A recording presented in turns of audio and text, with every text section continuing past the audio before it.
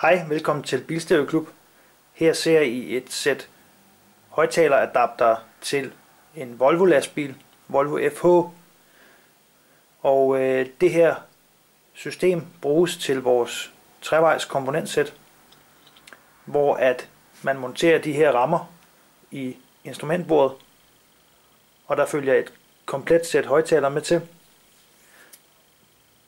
Det der sker, det er, at man tager selve frontgrillen ud af de her indsatser, og det er frontstoffet, som I ser her. Det pilles ud, så sættes det ned i instrumentbordet, skrues fast ned i selve instrumentbordets ABS-plastik. Dermed så tager man og laver huller, der hvor hullerne passer ud for originalt, og så sætter man diskant mellemton ned i her. Så sidder højttalerne originalt integreret i det originale instrumentbord. Nu bare i en helt anden kvalitet, end de var før i tiden.